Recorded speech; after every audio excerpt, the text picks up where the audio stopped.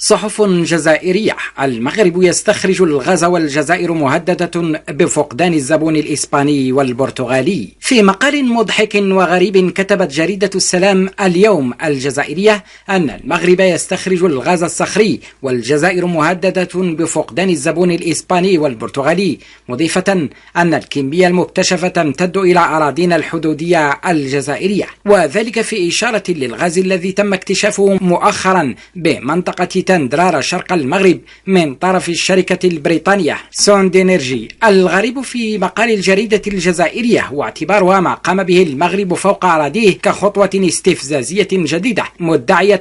بأن التنقيب عن ما سمته بالشيست، وهو أمر غير صحيح، عبر الحدود قد يخلط بين الثروات الجزائرية والمغربية وتكون لها آثار بيئية سلبية للمناطق الحدودية لكلا البلدين. ما قال هذه الجريدة الذي قد يكون منشورا بالعديد من المنابر التي تمدها المخابرات الجزائرية بالأخبار الكاذبة والمؤدى عنها قصد نشرها، هذا المقال يدخل في إطار التشويش على المسار التنموي الذي انخرط فيه المغرب، وكذا صرف نظر الجزائريين عما يقع في بلادهم من أزمة، وعن محاسبة المسؤولين عن الأوضاع التي وصلت إليها وضعية الشعب الجزائري، وتعليق كل فشل العسكر وكل الدوائر المستفيدة من ريع عائدات النفط والغاز على مشجب استراتيجية المغرب التنموية التي تقلق حكام الجزائر وتقود مضجعهم. إنما يخشاه النظام الجزائري هو أن يتمكن المغرب من تحصين ودعم مسلسله التنموي عبر الاستفادة من الثروة الجديدة التي سيجنيها من عائدات الغاز المكتشف في مختلف المناطق التي جرت فيها عمليات التنقيب، وليس فقط في المنطقة الشرقية للمملكة وتكريس الوضع المتأزم في الجارة الشرقية، خاصة بعد انخفاض إنتاج الغاز الجزائري في السنين الأخيرة بسبب سوء التسيير وتنامي الكلفة المالية، مما أدى إلى خفض حجم المبادلات مع كل من إسبانيا والبرتغال اللتين ستلجأان إلى الغاز المغربي، حيث تشير آخر الأرقام المعلن عنها شهر مارس الفارط عن تسجيل انخفاض في إنتاج الجزائر للغاز الطبيعي المسال بداية السنة الجارية بمقدار 12% مقارنة بنفس الفترة من العام الماضي 2016. هذه هي حقيقة السعار الذي أصاب نظام العسكر بالجارة الشرقية، وليس التنقيب عن الشيست الذي يراد من خلاله تأليب الجمعيات الحقوقية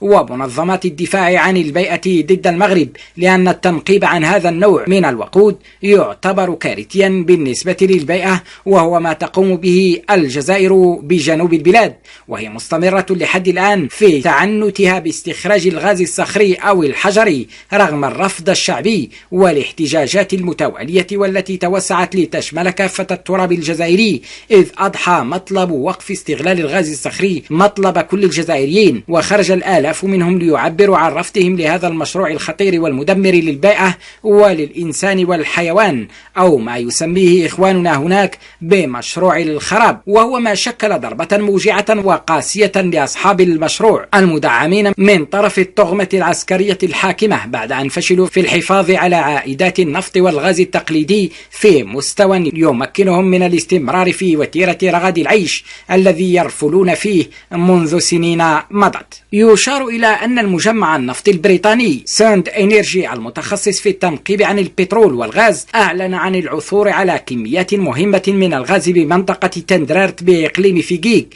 وذلك خلال عمليات التنقيب التي تقوم بها الشركة بالمناطق الشرقية للمملكة، وهي الكميات التي سيتم شحنها قريبا نحو أوروبا بعدما تم استخراجها من قبل شركات أجنبية التي تحصلت على عقود الاستكشاف، كما حصلت على رخص البحث والتنقيب بالعديد من المناطق المغربية. إن الادعاء بأن العملية ستؤدي إلى الخلط بين الثروات الجزائرية والمغربية وتكون لها آثار بيئية سلبية للمناطق الحدودية لكلا البلدين حق يراد به باطل، لأن الأمر يتعلق بمنطقة تقع فوق التراب المغربي، وكل المواثيق الدولية بهذا الخصوص تقر بحق كل دولة في ثرواتها الوطنية طبقا لما تنص عليه القوانين بهذا الخصوص. ووفقا لمنطق الإعلام الجزائري المأجور يمكننا طرح السؤال التالي: لماذا لم يطرح المغرب قضية الخلط بين الثروات الجزائرية والمغربية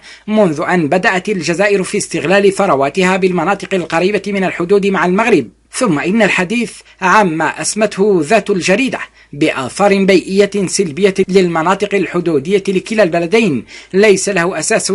إذ أن الجريدة نسيت ولسنا نعرف مصدر وسبب هذا السهو من طرف كاتب المقال، فأورد في نفس المقال الأكذوبة بالحرف. ويشترط القانون رقم 2190 المغربي الخاص بالبحث والتنقيب عن المحروقات على الشركات الأجنبية قبل الخوض في أي عملية تقديم الضمانات اللازمة لحماية البيئة، وهي الضمانات التي يتم تحريرها في العقود الموثقة للشراكة. وتكفي هذه الفقرة لدحض ما ذهبت عليه الجريدة ومن يمدها بالأخبار البائسة لنشرها مقابل حفنة من دينارات ريع النفط الجزائري.